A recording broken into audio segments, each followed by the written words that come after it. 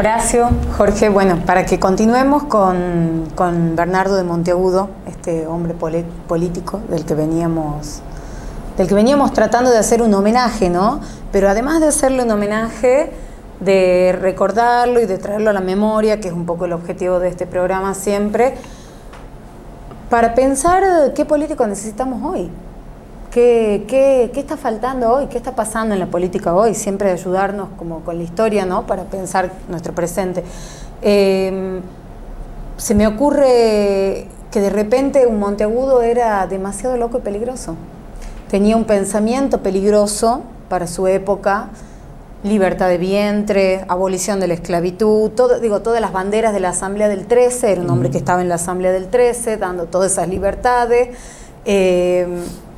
Peligroso para esa época, quitando los títulos de la nobleza, castigando a quienes no se querían bautizar como americanos y querían seguir siendo españoles, castigando duramente, enviando un mensaje político a España. Digo, un loco, ¿no? En la política, un loco. Loco y peligroso. Sumamente loco y sumamente peligroso. Y él se gana sus estatuas como la que vos me decís recién en Chuquisaca, pero por supuesto se gana su reconocimiento después, que creo que otro político es el que lo debe tener, ¿no? Mucho después por lo que ha hecho. Asambleísta, por cierto, de toma de decisiones, ley de vientre. Caray, que iba en contra de todos los intereses que tenía como escritura los hombres que le servían a ellos, los esclavos, y a partir de acá todas las esclavas que tengan por parir hijos iban a ser libres. Una cosa de loco. Y pensaba en la independencia, loco y peligroso era pensar en independencia, pero asambleísta. ¿Y qué significaba asambleísta? Que creía en la discusión de las políticas en algún lado, en algún templo, que es el templo en las cámaras, tener el honor de ser elegido para poder discutir. Esa es parte de su muerte, porque él hizo asamblea, por la asamblea del 13, pero también, que es una consecuencia de la batalla de Tucumán, porque él escribe en el 12, en octubre, pero ya en enero ya es parte de la asamblea, que es una consecuencia directa, que no nos enseñan, por ejemplo. Porque después de la batalla de Tucumán empiezan a caer un número de juntas, hasta que hay una junta que llama para poner lo político, que era la declaración de la independencia. Pero se pone el himno, se pone el escudo, se pone en eso la ley de vientre, enfiteusi, el namita, el yanaconazgo, todo se empieza a caer. O sea, empiezan a caer las herramientas y las armas que tenían los opresores. Y él era uno de los que llevaba eso. Por supuesto que era peligroso, iba en contra de la economía, de las fuerzas. Contra la corona. De las fuerzas de la corona y de los hombres que estaban acá y que eran beneficiados con ese tema. Ese era Bernardo. ¿Qué no iba a ser querido? Claro que no iba a ser querido. Y era hombre que andaba conformando y quería hacer parlamento. Me imagino hoy Bernardo de Monteagudo siendo candidato al Parlamento del Sur, porque él estaba armando el de Panamá. Casualmente lo mataron, porque no debía haber discusiones políticas, había que tomar decisiones de una persona y hacerla, punto, y que beneficie a otras 10 personas en nombre de lo popular o del pueblo. Entonces hoy que tenemos el Parlamento del Sur o distintos parlamentos, seguramente hubiera estado, pero no se puede pensar en nombre del pueblo. Y él era un peligroso en eso. En el Congreso de Tucumán, era un hombre que no ha sido elegido para estar, pero era un hombre que tenía mucha fuerza y que andaba peleando la independencia, pero estaban sus amigos. Y en sus amigos existió esto del tema de la independencia. Pero él hablaba de la libertad política y civil. La libertad política y civil. Y ahí venía una definición muy interesante de él. La independencia del Estado como pueblo es un tema. Pero por detrás viene la otra, la del civil, la tuya, la mía. Nosotros somos independientes, somos libres e independientes. En un Estado libre, independiente de la toma de decisiones políticas, ¿Somos libres de tener el sistema educativo que queremos o alguien nos controla? ¿O alguien nos condiciona a nosotros hoy que esos dineros no vas a gastar en educación? Porque la educación significa, en nuestro pueblo, que capaz que vos debas trabajar para otras empresas.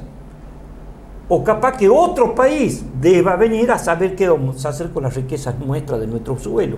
Entonces la educación no debe ser para cualquiera, porque ahí te van a salir Monteagudos, Irigoyen u otras personas que piensan en el pueblo y no piensan solo en las empresas. Él no era un diputado de empresas, ya que me has preguntado en el otro programa. Él era un diputado del pueblo. No puede evitar Diputado pensar, perdón, no era un hombre, no lo dejes a los hombres. No sí. lo dejes, porque imagino que del otro lado de la pantalla tenemos seres sí, no lo vamos a dar. Qué duro es ser diputado representando una empresa cuando se llama Honorable Cámara de Diputados y la honorabilidad me la da el pueblo, pero yo hago un deshonor trabajando para una empresa más no para el pueblo. Y desprestigiando además la política. Todo lo que es la actividad política y lo que es ser un político. Pero el político... Y lo que implica una carrera política. Pero claro, el político se debe al pueblo. Ahora, no es lo mismo ser político que estar en un lugar político. No es lo mismo ser diputado, políticamente hablando, que estar sentado en una banca decidiendo políticas para otro. Y me quedo con esta idea, ¿no?, de la libertad civil y la libertad política de la que hablaba Monteagudo, tan distinta a la libertad de la que hablan algunos parlamentarios hoy, y que la utilizan para desresponsabilizar al pueblo. ¿Listo? También de sus deberes y sobre todo del deber que tenemos cuando tenemos que elegir a nuestros representantes, ¿no? Pero sobre todo, él te hablaba de la responsabilidad del país como un país independiente y la responsabilidad del civil. Un civil no podía ser individualmente independiente o pensar que lo que yo hago es mi independencia en contra de lo que era el pueblo, la independencia del pueblo. Y un civil, por ejemplo, vamos al ejemplo, pongamos un ejemplo muy claro, vos pensás, no, yo voy a vender mi coche en dólares, cuando vos no tenés tu materia en la dolarización de tu país. O al revés, yo voy a vender mi auto en otra moneda que lo que tiene. Entonces ahí hay algo que me quiero salvar yo solo cuando mi país no piensa en eso. No va a andar, te decía. No puede ser independiente la decisión de este hombre. Tiene que ser en razón del país, de lo que era la libertad política primero y después acompañada con la libertad civil. Todo lo contrario del día de hoy. Todos quieren ser un sálveme en la posición de la civilidad. Por eso es que se castiga a los políticos. Y el pueblo que está ya con la toma de la decisión de elegir una persona y no elegir una posición política. Las posiciones políticas las tienen los partidos políticos. Y lo político que siempre lo reivindicamos acá, ¿no?, como lo público. Lo público, no, pero digo, si no, no sería político. Podríamos profundizar mucho más, pero ante todo, lo público. Pero si no, sería política para una empresa o política para un sector que se beneficia con esta política, que sería contrario a todo lo que ellos piensan. Entonces, en esta asamblea, las distintas cabezas, los distintos momentos, los distintos pensamientos, seguramente va a salir lo fuerte para el todo, para todos. Y cuando hablamos para todos, volvamos a empezar, no es para todos nosotros nuestra mesa, pero tampoco es para todos nosotros los tucumanos. No es para todos los que piensen como yo. No es para todos los que piensen como yo, o para todos los que usen el mismo saco que uso yo, o la misma camisa. Fea, los que me caigan camisa, bien. No, fea esa camisa, no. Esa camisa de él, no. Es para absolutamente todos los argentinos y a su vez para todos los sudamericanos. Pensá que él era un hombre sudamericano que estaba en un terreno bioceánico, a donde eran dos virreinatos que debían sumarse, el virreinato del Alto Perú y el del Río de la Plata, que tenían en común muchas cosas. Por ejemplo, los diputados del Alto Perú en el virreinato del Río de la Plata, con un mismo objetivo, a donde las fronteras eran los mares y no era Jujuy o Salta para con Bolivia, o el río Desaguadero para con el Perú y Bolivia. No, era todo un territorio, era toda una misma cosa, era todo un mismo pensamiento político. No pensaba tan solo para Buenos Aires o para Tucumán, pensaba para Chile, pensaba para Perú. Y la independencia era para absolutamente todos los pueblos sudamericanos. Nosotros no pensamos eso. Nosotros pensamos mal del hermano boliviano, mal del hermano chileno, mal del hermano paraguayo, mal del hermano... No es así. Las políticas no son así. Y hablar de política es tomar posiciones políticas. No posiciones políticas para mí. Y menos para todos nosotros los 3.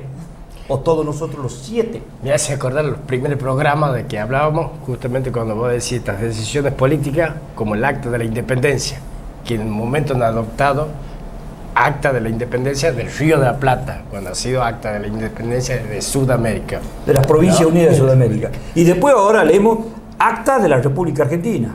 Y después acta punto. Y cada vez va a ser menos, y después va a ser ata, y después a, y después nada. Pero bueno, pensando esas políticas individuales, ¿no? Desde por parte, para entonces, algunos, esto no te para estaba todos. hablando. Libertad política y un acompañamiento de la civilidad. Para acompañamiento de la civilidad debe haber ciudadano. Para ser ciudadano debemos saber nuestros derechos. Para saber nuestros derechos debemos tener educación. Para tener educación hay una decisión política. Para tener una decisión política debe haber financiamiento educativo. Y ahí hay hoy ya, estamos hablando del 2022, tenemos un problema con la educación. La educación no puede ser pública, debe ser privada. ¿Y debe ser privada para qué? Debe ser privada para que los líderes de esas próximas generaciones que vengan sean míos, sean de mi fundación, de mi cuestión eclesiástica o de mi cuestión política. Yo les propongo que a este tema de la educación, que es un tema súper polémico, pero que es necesario que lo charlemos, lo hablemos en el próximo bloque, y que nos vayamos con esta idea también de la responsabilidad que hay que tener, ¿no?, para hablar de libertad, la responsabilidad que hay que tener para hablar de todos. Pero es loco y peligroso hablar de educación, así que vamos al otro programa.